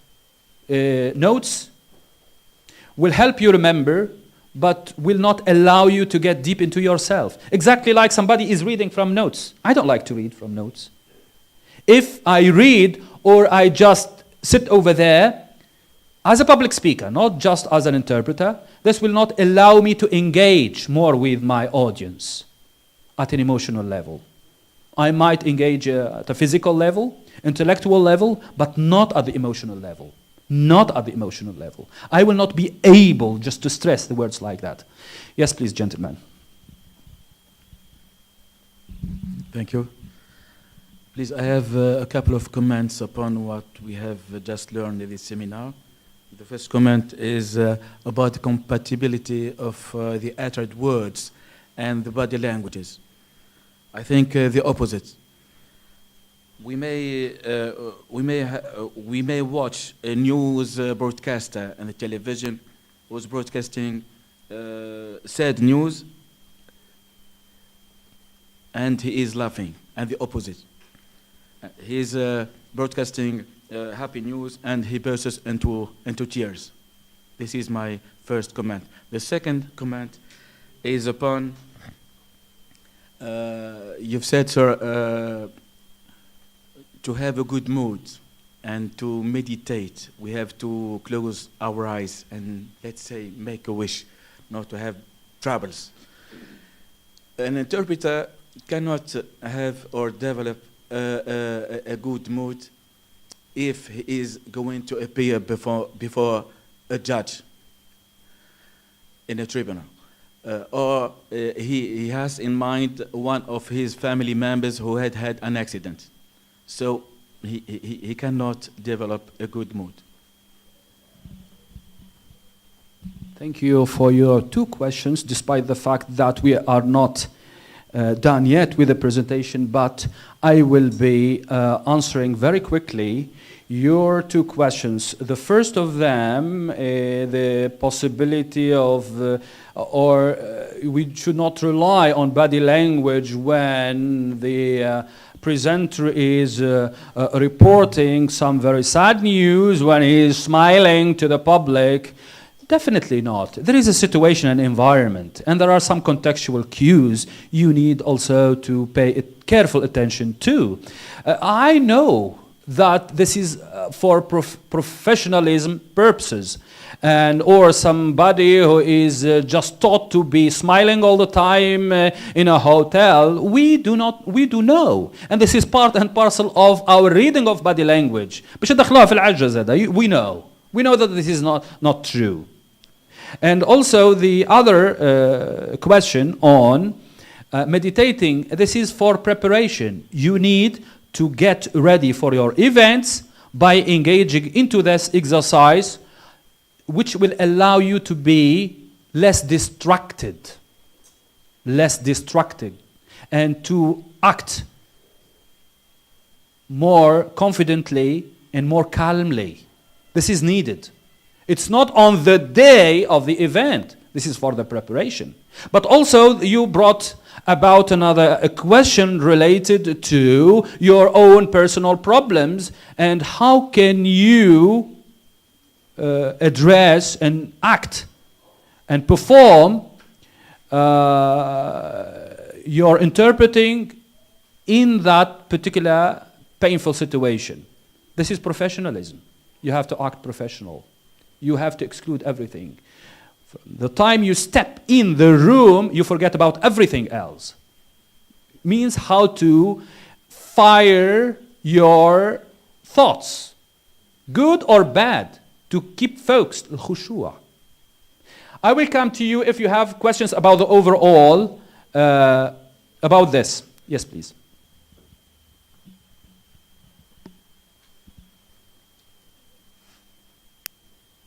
Sir, I've noticed while watching this video that words, lexicon, and the language that you use while interpreting is much more better than the source language of the interpreted speech. So the interpreter is required to select his words and select his words to build his own style. Maybe. Thank you very much for the comment. Definitely yes. You because you are producing another discourse, because you will be starting from the same starting point, you and the speaker of the original language, which is French in this case. So because he is making a point across to French speakers, and you captured the message and the point, and you would like to relay it not only faithfully to the Arabs and Arabic community, but also with the same level of quality and the effect of meaning. Because there is no problem of faithfulness here. But if you have the chance to produce a better quality language or discourse without being unfaithful to the original message, this is interpreting. This is good quality interpreting. Thank you. And the other example, we are going to watch it very quickly. It's how the interpreter is being distracted. This is the President of the European Union. He is on a visit to Italy, to the Ministry of the Interior. So, dear Angelino,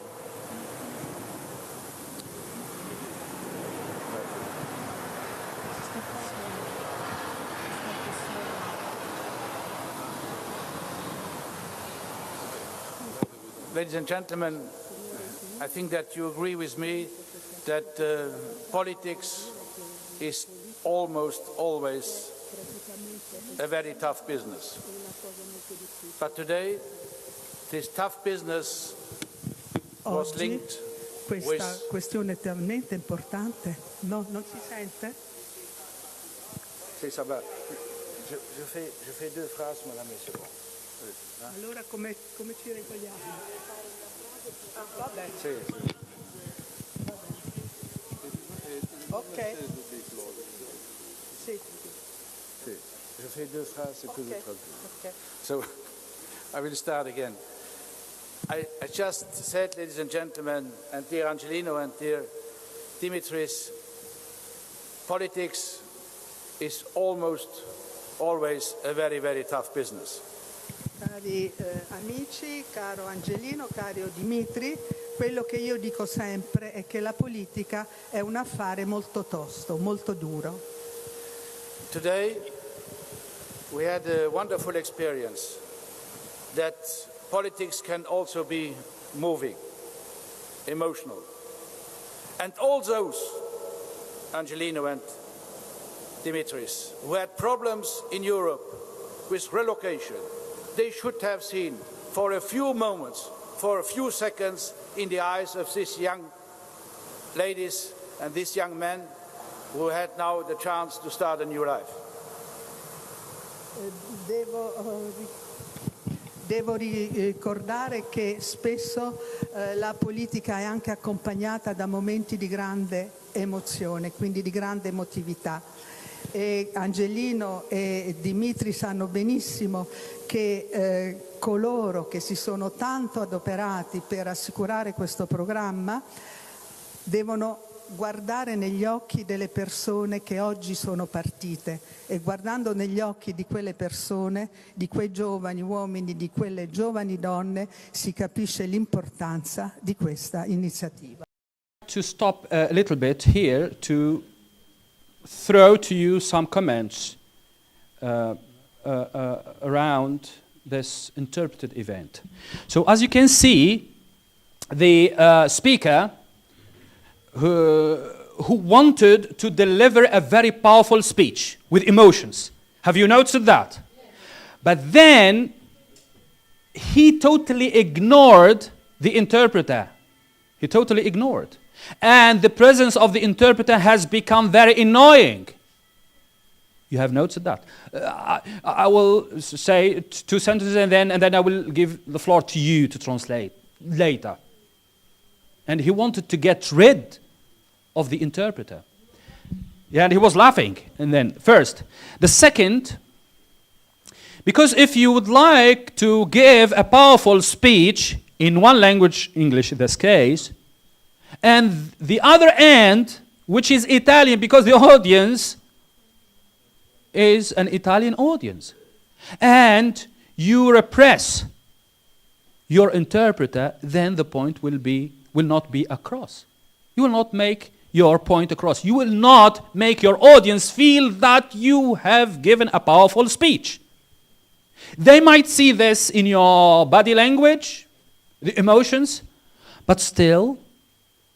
And look at here the status of the original speaker and the height and the status of the interpreter. The interpreter, the poor interpreter, has no even space on which she can write her notes. And this is the answer to your question. It is an embarrassing situation. She was distracted by the mic coming from behind. She was distracted by the notes, by two mics. One mic for simultaneous, تعمل شيشوتاج. And then all of a sudden a second mic. And then the notes.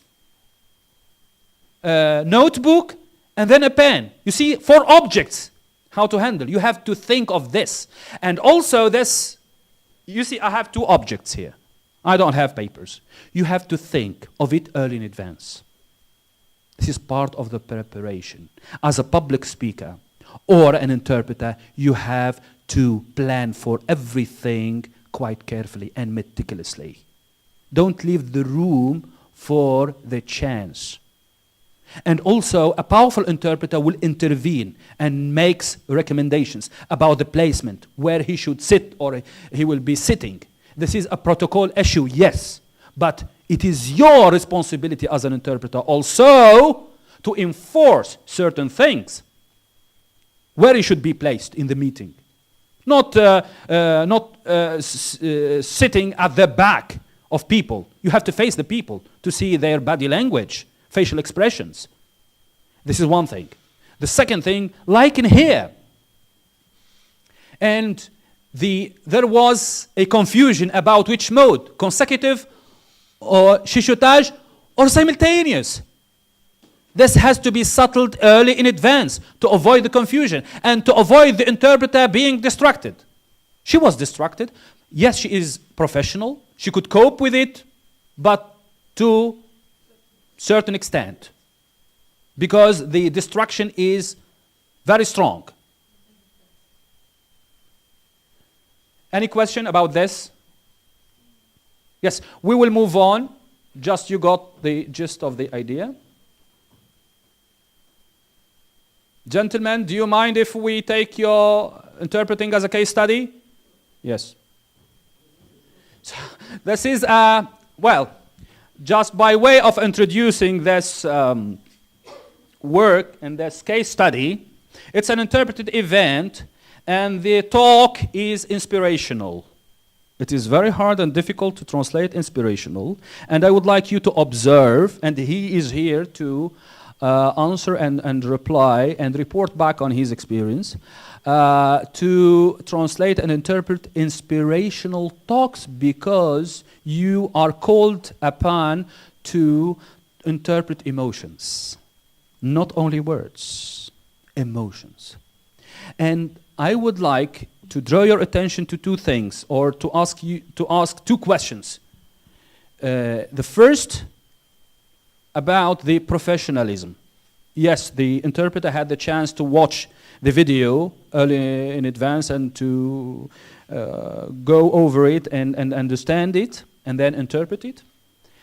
But again, despite the professionalism, the accuracy, the quality interpreting, can you compare between the original talk and the interpreted talk in terms of emotions and how inspirational it is? So here, the objective, the purpose is to make, and he started smiling, whether you are rendering an inspirational talk in Arabic. So this is the effect.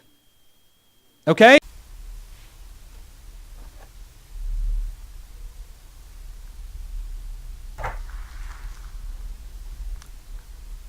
So I brought along 2 friends. عرضت لكم اليوم صديقين فريد وجورج. هل تودون لقاءهما؟ Fred Flintstone and George Jetson. Fred Flintstone and George Jetson. The past, the أحدهما يمثل عالم the world الماضي. of the future.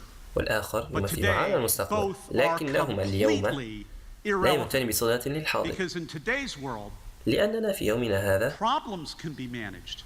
نستطيع إدارة المشاكل، لكن يجب علينا إدارة الناس وقيادتهم. لقد تطورنا ولا يمكننا أن نستمر في تسيير الناس بالسياسات والأوامر، ولكن يجب علينا قيادتهم باللين والعطف.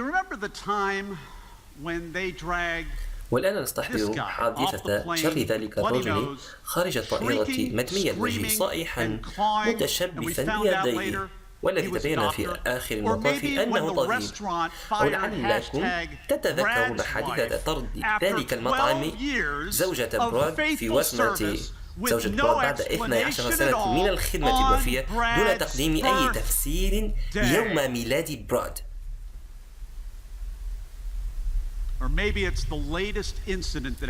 أو أي حادثة أو آخر حادثة تترك الناس. I will move on to the next case study and we comment on both of them together, okay? And the lady is always here also.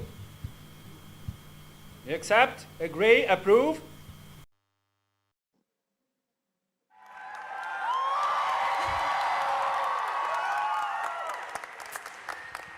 Thank you. شكرا لكم.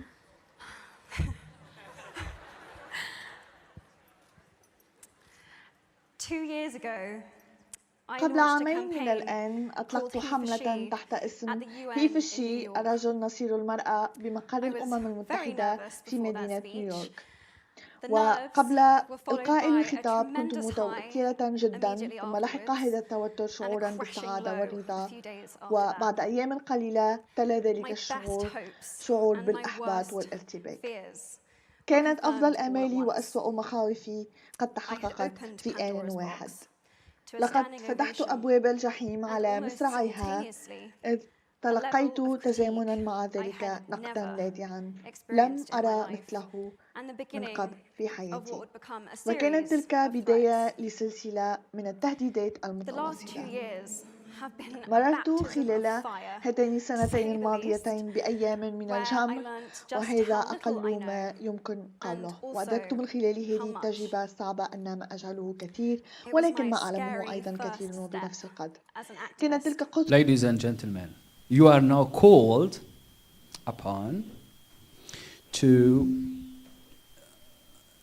comment on the two attempts.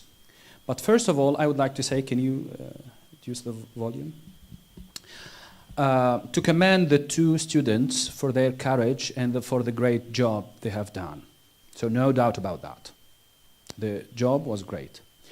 But definitely I wanted to take these two works and home assignments as a case study to embark in a discussion over the translation of meanings and logic and the translation of emotions, especially in a very particular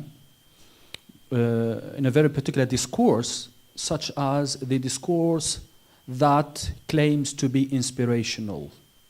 And there was the condition set by the instructor that the talks have to be selected on the basis of the inspirational level.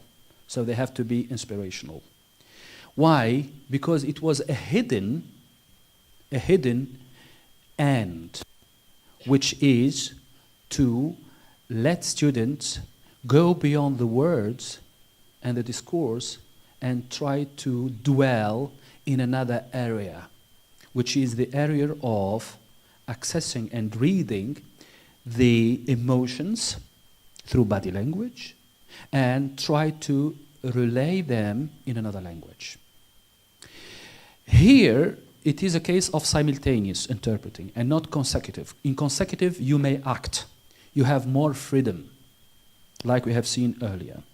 Even though the camera did not project the interpreter, but still, the interpreter had more freedom and chance to express some of the feelings produced in the room. But here, simultaneous, only voice, and you have to play on the voice as we have seen earlier. the voice, the pitch, and the intonation, and so on and so forth. So, I would like a comment from you. Don't worry, they will not be upset if you say bad things about their work. They have obtained already their very good marks, so don't worry. Yes, can you please tell us about your experiences? You start or you start? Okay, ladies first, please.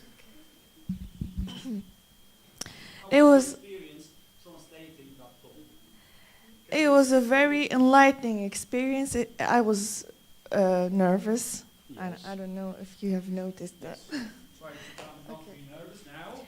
But it was. I was excited at the same time, and after finishing the video, I felt that I wanted to interpret even more videos in a very professional way. So I couldn't really get enough of it. It was very enriching, and I'm so happy that I succeeded, maybe. In my first video, so great. That's it. Thank you very much, gentlemen. Well, for me, it wasn't something very usual to do.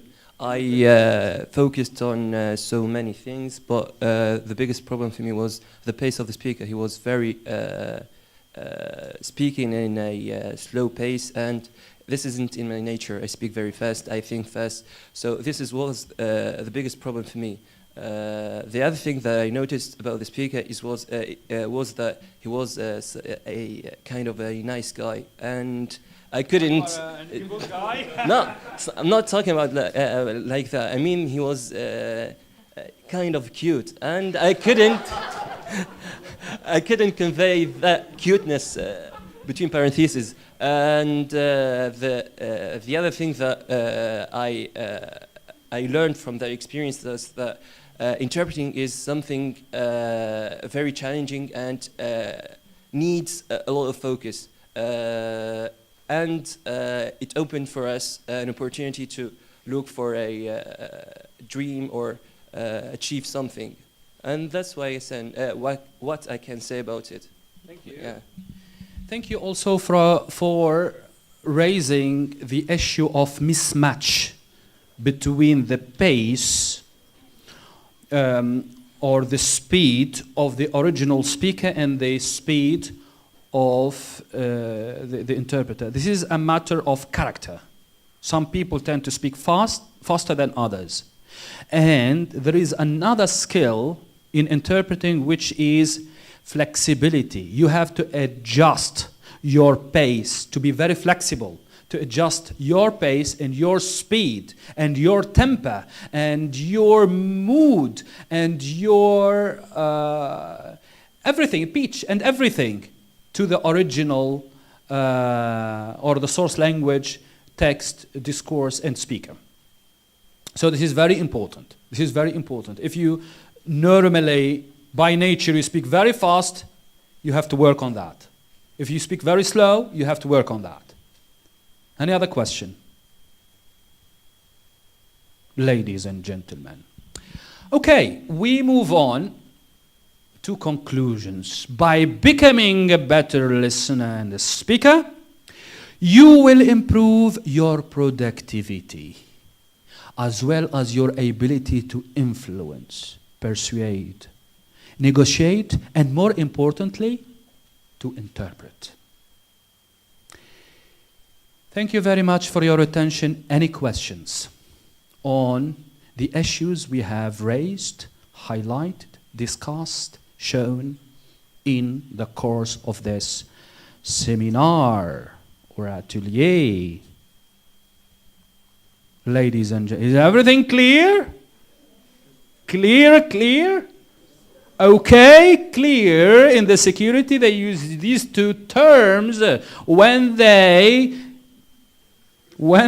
preach into or force their way into a room just to engage with the target. So two each time, one has to say okay, and the other one has to say clear, means we engaged. And you know what's mean engage? To engage the target? It is not اقتحام. It's a special word, but a very soft word to say kill. Kill the target means a man, a kidnapper, for example, or a criminal in a room. You engage with the target. It is being created to say kill, but they don't say kill. How to translate this into Arabic? Engage. اشتبك مع الهدف. اشتباك will not express the meaning of kill. It is not. Or, no, it's القضاء. Exactly, القضاء. قضاء المبرم. Yes, so you need to have a new, to get into the context, to understand what is being meant by a particular word and why it is being used that way, in order not to show the police officers that are the evil guys who can kill. Yes, engage. Like for prisons, they are being called by the prison authorities, they are called correctional facilities. Yes, correctional facilities. And rehabilitation هي الإصلاحية. But correctional facilities. Inmates, rooms, they don't say cells. They say rooms. مش rooms معناتها ترجمها بالغرف والله غرفة عنده bedroom 5-star hotel معناتها. So this is for the outside world. Yes, زنزانة. Yes, I saw a hand. Yes, I'm coming to you. We do translate room by غرف, yes, in Tunisia. Yes, this is for the correctional facility and the prison authorities. But outside, for the outside world, they know them that there is zanzana. It depends on the discourse. Yeah, I know it's غرف الاحتفاظ, but امشي تول TDC, the Truth and Dignity Commission. هيئة الحقيقة والكرامة. This is another discourse because it is claiming to be defending the victims of violations. So they will not accept غرف زنزانة. They will call it زلزانة. And they will be having now a fair, معرض, an exhibition on the life in the prison. It will be organized very soon in several regions in Tunisia. Yes, please. Sir, shouldn't we then create new terms or coin terms that have the same effect? Because, for example, friend Niran Sadiqa, or the example you gave, engage the target. This term is created on purpose because when you hear it, you won't feel guilty. You won't say qatalna. So if we say what did you say? Al-qada takhallus. It wouldn't really be 100% faithful or loyal to the. So what should we? Thank you. It depends on the discourse, definitely, and the objective behind that. We know that this term, engage the target, or the correctional facilities, have been coined to serve some particular end. If you are translating this to the same, let's say, community, the prison community, then you will be using, for example, اشتباك مع الهدف أو الاشتباك مع الخاطف أو المختطف. You can. Or يعني تعمل مؤسسات سجون والإصلاح تعملها مؤسسة معناتها. And you will not allude to the cells and the solitary confinement. Yes, الحبس الانفرادي. So, but if you are relaying this to another community, the community of victims, then you need to satisfy the needs of your audience also. They will kill you. Sure. Room. Yes, any other question? Yes, please. It's not really a question, but I'm gonna talk about the whole seminar. No, I'm not gonna look to the camera. I'm so I'm so nervous. So, like, what I felt is like, yes, that's what I'm gonna talk about. Like, always it's the same problem. Like, I have too many thoughts, too many ideas, and I wanna raise my hand and speak about it, but I can't. It's just my heart like great raises, and I cannot do it. So the question is, how can we train trust, or how can we train ourselves to speak in public? It's good that this question is coming from a person who is working in music. It is not weird, but it is good. Because speaking in public is challenging by definition. Why? Because you have a level, an amount of adrenaline getting into your body. And this will definitely control, you will be impacted. Your heart, your mind will be impacted by that amount. And you will not be having full control over your hands, over your eyes, over your voice. You will be starting shouting, and you don't know why. And there is another reason for that.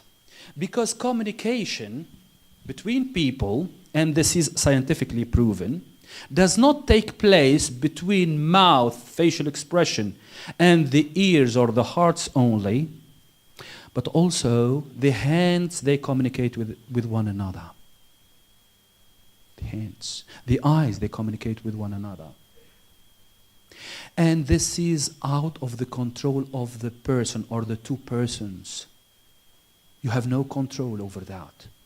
When you are in public also, we do have our vulnerabilities.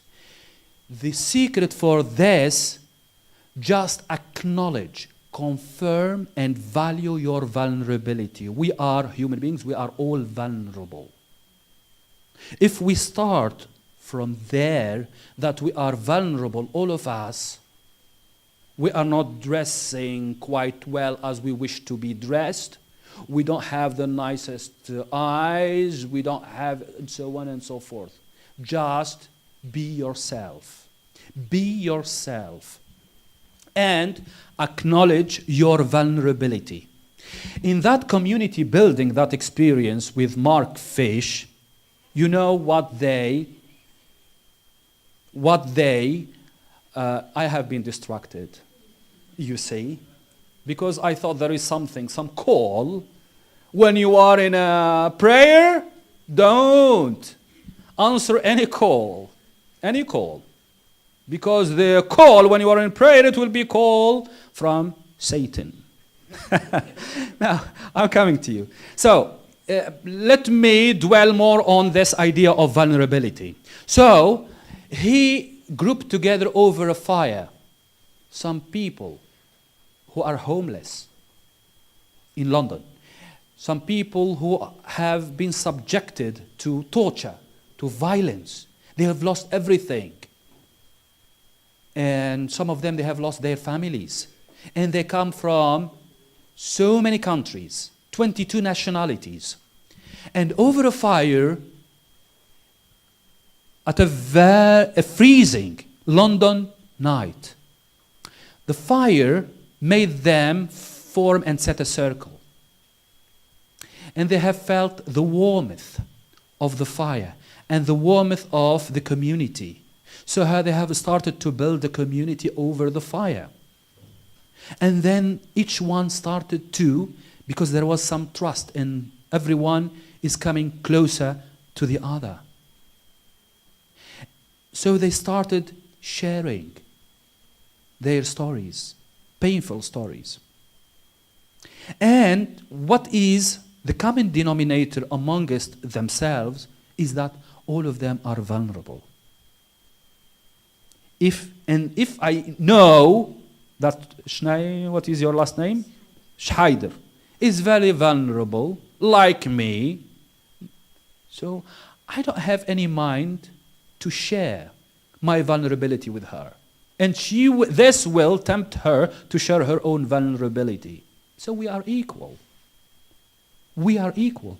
And this will help the people to be forthcoming and speak. Speaking is not a matter of knowledge that you know the language or you don't know the language. It's not a matter of how well you articulate. No, it's emotional. It's a feeling.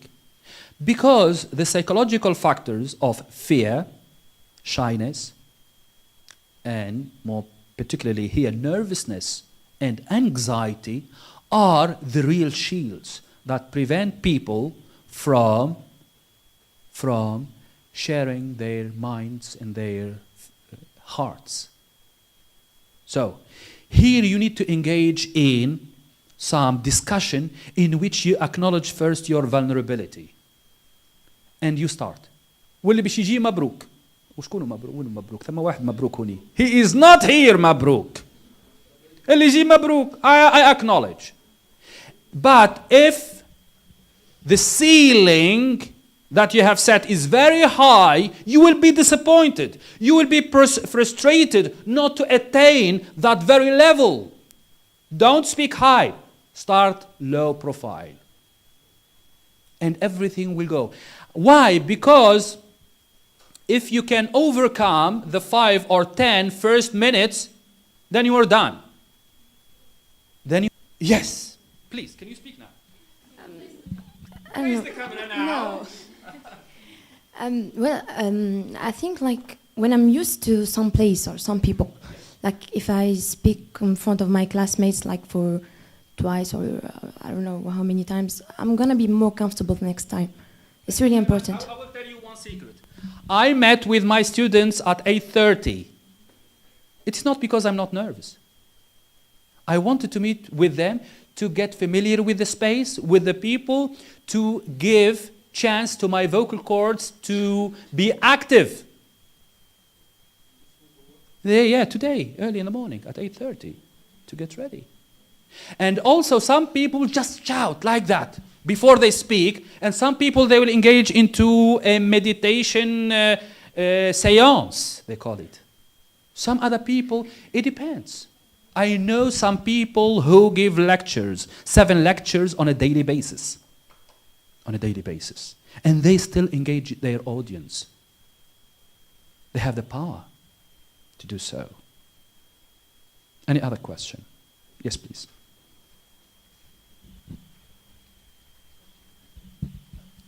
I want to comment about American the terminology used by American criminal law. Why do they make use of euphemism? As the Arabic Tunisian proverb says, why to name, for instance, room, cell by room? Is it a kind of lying to people or a kind of euphemism? Because you cannot have anyone who argues or pretends to serve an evil cause. Everyone in his discourse or her discourse will be presenting himself to the world as serving a good cause. And the good cause here is to engage with a target that is evil. The bad guys, the writers they call them. The bad guys. And this is required by society and the community. Because these people have held some hostages captive. And they need to engage with them. So in any discourse, it is a good discourse. That's why they use euphemism. And to call let's say, the kill engage, and they call a cell room. Because it depends on the discourse. It is just a discrepancy between two opposing discourses, two conflicting discourses. Even in Tunisia, we make use of this euphemism. Of course. Yes. Sometimes someone who was cast into custody, instead of saying كان في الحبس كان في دار خالته. Yes. Or كان في الكويت. في الكويت. Why Kuwait in particular? You don't know, or Switzerland, دار خالته. Yes. Yes, good. Yes, please. For example, in war zones and at wartime, everyone starts to mention the number of the victims and those who suffered, but they never mention the number of people they killed themselves. Because they don't want to feel guilty. They just want to focus on the victims, those who were their families, for example, if they were killed, and I guess it's human nature. That's true. I had an experience in this. I have worked with some people who have served either the British Army or the American Army in war zones, in some war zones in Iraq and Afghanistan. And I asked them, and they were just speaking about the cause, just to maintain stability in those countries and to defend human rights and so on. But I asked them a very embarrassing question. When we got closer to one another and we have become friends, I asked them, how many people have you killed? How many people? They don't answer this question. They don't. And why? But I learned so many things. Why people in the army, they use tattoos, for example, not like police officers? Because they are expecting the worst when they go in a battlefield. They might be bombarded from above and they will not be recognized. So the tattoo is a way, like tribes here in Tunisia. Tribes in the past, women and men, they used to do tattoos. It's a form of belonging to that particular tribe. Yes, it's motivated by identity. And even for the army also. Yes, any other question? Ladies and gentlemen. Ladies and gentlemen, I would like to reiterate my thanks to you for your very nice attention, for coming. Well, I spare a little bit my students because they have to come. Anyway, no, thanks are due to all of you here, and for your interactive for the interactive discussion and for the very high profile discussion that we have engaged in.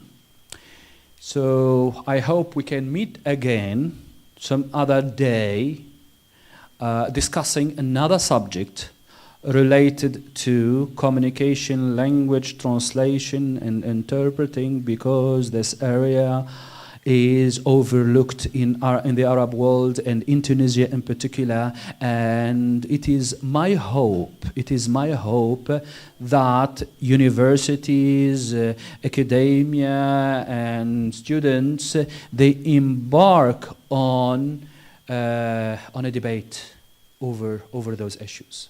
Because if we start debating over those issues, we can solve so many problems related to discourse, even politics, because politics is a matter of discourse and language and emotions. It's healing, as we have seen. Silence is healing. Some discourse is healing. Listening is healing. But certain things we barely pay attention to. But they are very key, they are vital in our lives. Thank you for your attention and hope to see you sometime soon. Thank you.